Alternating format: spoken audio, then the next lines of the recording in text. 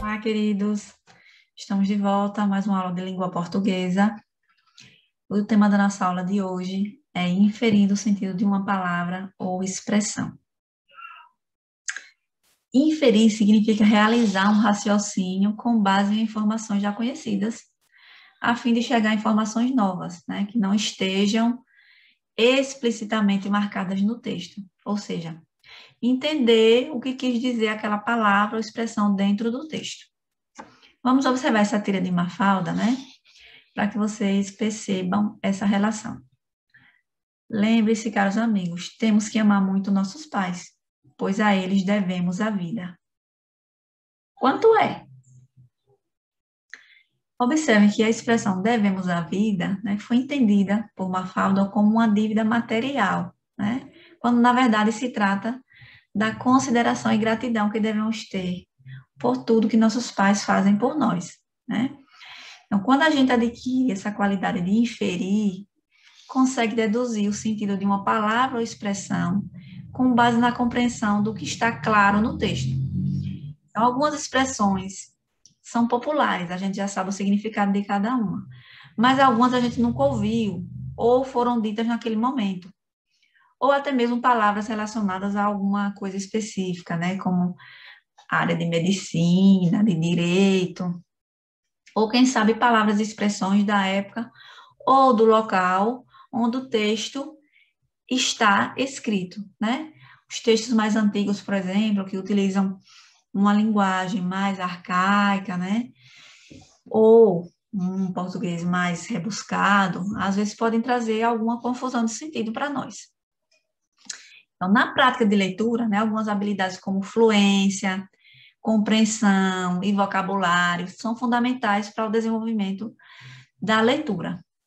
Ter fluência em leitura significa que a gente lê bem, sem fragmentar, sem pausar as palavras e frases, né? A gente lê respeitando as regras, respeitando a pontuação e fazendo bom uso da entonação, que também é uma característica importante de bons leitores. Então, ler fluentemente, reconhecer letras, palavras, frases, compreender o contexto, localizar informações mais ou menos explícitas, né? Fazer inferência no nível de complexidade variado, né? Dentre outras tantas habilidades, é primordial para que a gente se torne um leitor competente. Então, diante desse contexto, né, para que você desenvolva a habilidade de inferir o sentido de uma palavra ou expressão, você precisa inicialmente entender o contexto em que a palavra ou expressão foi empregada. Então, assim, a gente pode deduzir qual o significado que essa palavra pode adquirir, né? Ou seja, a gente vai ler o que não está nas linhas do texto, e sim nas entrelinhas, relacionando-as a outros fatores, como conhecimento prévio que nós temos, né? Contexto de leitura, experiências, relação entre o leitor e o texto, né? Alguns textos são muito próximos da nossa realidade, né? Como letras de música que a gente ouve a todo tempo. Então, fica mais fácil para a nossa compreensão, né? Então, os textos, eles apresentam pistas, né? E algumas habilidades resultam dessas pistas, né? E da finalidade de leitura que se quer obter, com o objetivo de evitar um problema sério, né? Que se constitui quando o leitor ele se depara com um grande número de palavras cujo significado desconhecem, né? Que, inclusive, podendo até interferir na leitura fluente do texto, certo? Então, para a gente iniciar o nosso trabalho com inferência, nós vamos ler o texto que se intitula Maravilhas do Mundo. Vamos à leitura? Maravilhas do Mundo. O mundo e seus feitos extraordinários. Por que um arco-íris tem formato de arco? Vocês já se perguntaram? Na verdade, os arco-íris são circulares, mas você vê somente metade dele, porque o chão os atravessa. Você pode ver isso quando avista um arco-íris de dentro de um avião, quando você pode ver o formato inteiro. Os arco-íris totalmente circulares são conhecidos como esplendores do céu. Os arco-íris se formam quando a luz solar brilha através de gotículas de água, causando uma reflexão dentro da gotícula, bem parecido com um prisma. Essa reflexão resulta em uma coleção de cores brilhantes, que são vistas no céu, um arco-íris. Enquanto isso explica as cores, a ciência hoje em dia não tem ideia de por que todas as reflexões se combinam no formato familiar de arco-íris. Esse texto foi retirado do Mundo Estranho, né? Repleto de fatos e acontecimentos bizarros. O texto explica porque o arco-íris tem formato de arco, né? Mas o nome, vocês já se perguntaram? E o arco-íris, vocês já viram? É claro, né? Acredito que todo mundo já tenha visto. Quais são as cores visualizadas no arco-íris?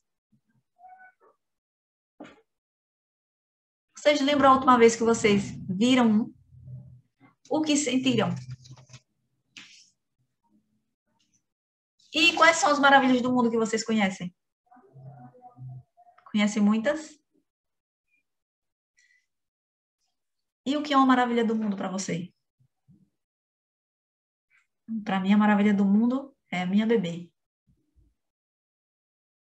E para vocês?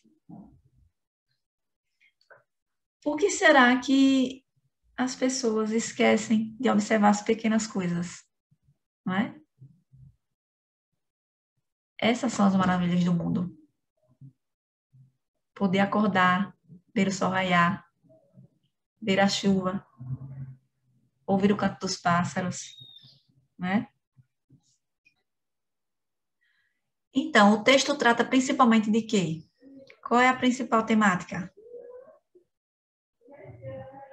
A origem dos arco-íris, não é? O que vocês entendem da expressão porque o chão os atravessa? O que quer dizer isso?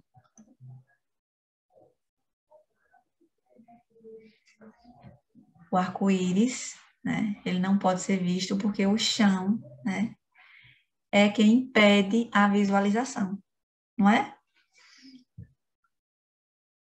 Porque a autora menciona que os arco-íris são conhecidos como esplendores no céu. O que vocês entendem como esplendores no céu? Esplendor é algo grandioso, né? Nós podemos considerar o arco-íris como algo grandioso? Sim, que é um fenômeno grandioso da natureza, não é, gente? Porque a autora comparou os reflexos das gotículas de água a um prisma. O que é um prisma? Vou mostrar.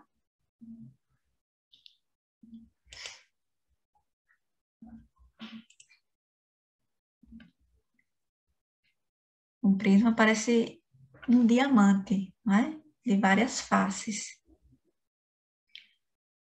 Esse artigo de divulgação científica foi retirado da coletânea Estranho, mas Verdadeiro, repleto de fatos bizarros. Por que você acha que a coletânea tem esse nome?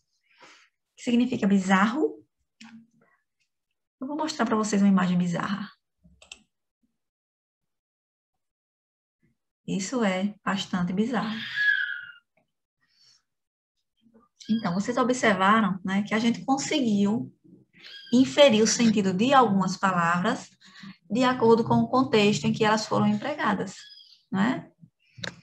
Apesar de não fazer uso constante delas, mas a gente conseguiu chegar ao sentido delas pelo contexto apresentado no texto. Vamos agora responder essa questão que vocês encontram no caderno Saeb de vocês, tá bem? No alto das árvores. O bicho preguiça é um mamífero que só é encontrado nas florestas da América Central e do Sul. Ele vive no alto das árvores, alimentando-se basicamente de folhas e às vezes de flores e frutos. Raramente ele desce ao chão. E quando faz, é com muito cuidado, porque é tão acostumado à vida na árvore que quando está no chão pode ser facilmente capturado por seus inimigos naturais, como a onça. Mas, para fazer suas necessidades, o que acontece uma vez por semana, não tem outra saída. Ele desce devagarzinho pelo tronco da árvore e quando chega no chão, faz um buraquinho no solo com sua pequena, curta e dura cauda. No buraquinho, ele deposita suas fezes e urina, cobrindo-as com folhas secas. Depois, é claro, volta para o alto das árvores. Revista Ciências Hoje, das crianças. No trecho, ele desce devagarzinho pelo tronco da árvore, a palavra sublinhada indica. Essa palavra devagarzinho, ela indica a hora em que ele desceu, o modo como ele desceu, o lugar por onde ele desceu, o motivo por que ele desceu. O que é que vocês acham? Esse devagarzinho mostra a hora, o modo, o lugar ou o motivo? O modo como ele desceu, né? O devagarzinho. Muito bem. Essa é a nossa aula de hoje, né? Espero que vocês tenham conseguido compreender um pouco sobre como inferir o sentido de palavras e expressões e que vocês possam praticar mais, né? O professor de vocês vai pedir que vocês respondam mais uma questão e vocês mostrem a ele depois, tá bem?